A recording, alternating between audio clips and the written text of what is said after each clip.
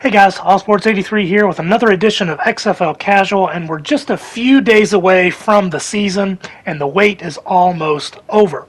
And with that, I wanted to throw out my preseason power rankings headed into week number 1. Now, given that there are no on-field action or previous seasons to rely on, these power rankings will be a little bit different. These rankings will be based on the overall story for each team. From the reactions and controversies surrounding the team during this offseason, yes, there will be some personnel consideration for both players and coaches and how they might affect their team on paper, but this week's rankings will be a total snapshot of each team leading into the season. As always, these rankings are just my opinion, and I'll always welcome comments and debate in the comments section below. I will also let you know that I'm a little bit under the weather, so if I sound just a little bit different, I do apologize. But I wanted to push some of this content out just so that we are fully prepared for week number 1 of the 2023 season. Let's get started.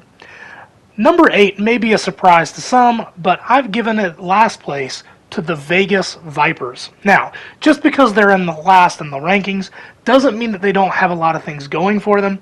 Most fans have received the uniforms well, and they have a few nice players that should help the Vipers perform well this season. For me, it's the controversy around finding a home field to play on and the late exit of would-be starting quarterback Brian Scott that really hurts the overall story for the team leading into the season. What's worse is that all that behind-the-curtain work to find a home didn't really pay off for the Vipers. While Cashman Field works in a pinch, no one has suggested this is an ideal home for a spring football pro team. In fact, the XFL even tried to fly the news under the radar, releasing it with the much more successful news of the schedule release for the 2023 season. This is an unknown market for spring football as well, so a long delay and a final result of playing in an older minor league baseball stadium may not help much. As for the QB situation, they may be fine with the newcomer Brent Hundley, but I just think there may not be enough time for them to create the chemistry they need to get a good start to the season. I see Vegas stumbling out of the gate. The question is how quickly they find their footing in order to stay in playoff contention. Number 7 goes to the Orlando Guardians, and by most people's account, this may be the team with the most work to do. On paper, at least, the roster seems to have little depth, and most think will struggle defensively. The team colors and uniforms have also been met with a fair amount of criticism. There has been a lot of confusion around the logo and how it connects to the city of Orlando. The city of Orlando is yet another unproven market. In fact, I've yet to see anyone claim to be a Guardians fan and that that's the team they're going to cheer for. Hopefully I am wrong and there will be a big fan base, but there has been little to be excited about for the Guardians so far. Even the secondary logo faced a lot of fan backlash, even though I don't mind that logo so much. I'd be happy to see Orlando exceed expectations, but for now, they just don't look very good in terms of what you see on paper, and they kind of end up at number 7 for me. There's really just not a whole lot more I can say about this team. There's just a lot of question marks surrounding the Guardians, and hopefully we'll get some of those answers as the season moves on. Moving on to number 6, I'm going to give it to the DC Defenders, and this I'm sure may be another shock to many, but there are a couple of things that stick out to me. First and foremost, the late addition of starting quarterback Jordan Ta'amu might put the Defenders a little behind out of the gate. I'm sure you notice a pattern here that the reason is that the more time you have for building chemistry, the better. This is even more vital at the position for quarterback. Like the Vipers at number 8, Ta'amu is a big-name quarterback for the XFL, and the gap could close quickly, and if so, they could climb in the rankings moving forward. I should also mention that starting here at number 6, with the Defenders, there's not much space between the remaining teams. There's a lot to like about this team. The uniforms have been well received, and Audi Field was a great place to watch a Defenders game in 2020, and I think the stadium will be rocking again in 2023. The other things that I wanted to mention is that plenty of DC fans wanted the shield to return as a logo for the team, and while the XFL listened to those fans and released a version of the shield as a secondary logo, this bit of fan backlash aided in landing the team at number 6 in the rankings. Again, they have a pretty solid roster. They do have that big name quarterback in Jordan Ta'amu. They could climb the rankings as we move forward, but for now, getting things started, they're going to start out at number 6 in the rankings. Number 5, and just missing the top half, is the Houston Roughnecks. While the fans are excited about the return of this team, I just can't factor in their success on field from the 2020 season like most of the fans would like to do. This is not the same team, and with Wade Phillips running the show, I'd say this team will have a different personality.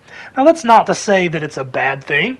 I mean, it's Wade Phillips bringing a ton of success and experience to the table in Houston. Most have been positive with the new look for the logo and the uniforms, but there have been mixed reviews over this helmet that's got kind of the two concepts, and it kind of makes the flag for the state of Texas. Pretty much everything about this team has gone well and without any real issues. I think there are some mystery surrounding the quarterback position.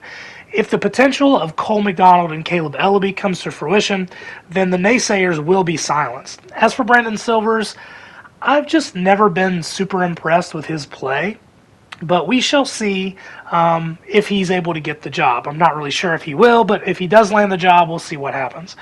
It's because of how important the QB position is that Houston ends up here at number 5 in the rankings.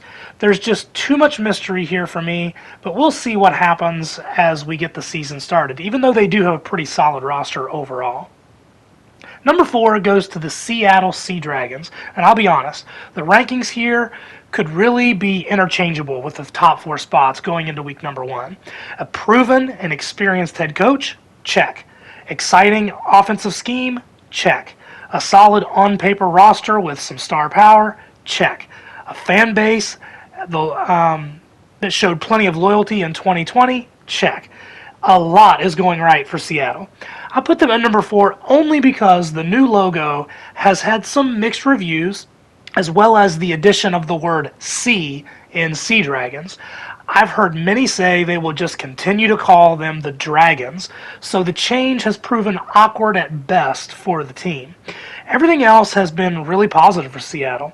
Again, on paper, they look like a playoff team, starting with quarterback Ben DiNucci being under the tutelage of Jim Haslett and June Jones, who we all know has this terrific offensive mind.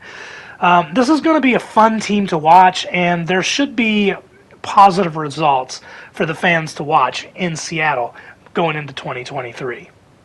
On to number 3, and it goes to the San Antonio Brahmas. Without question, this is the most exciting new team and new market for the current culture of spring football. You need to look no further than ticket sales at the Alamo Dome for the Brahmas Week 1 home opener. All indications point that the entire lower deck will be a packed house, proving that initial excitement for the team is very high. Add a popular and well-known former NFL player as a head coach in Hines Ward, and things just keep sounding better for the Brahmas. Lastly, the uniforms and team colors have been almost wholly accepted and praised by fans and critics. There may be some question as to whether QB Jack Cohen can carry the team, but they have a powerhouse running back squad as support, so we'll have to wait and see if Coach Hines Ward can get the job done, but San Antonio looks great as the season is now upon us. Number 2 is the Arlington Renegades. Bob Stoops is back with the Renegades, and now the city of Arlington serves as the headquarters for the XFL, giving a huge boost to the team.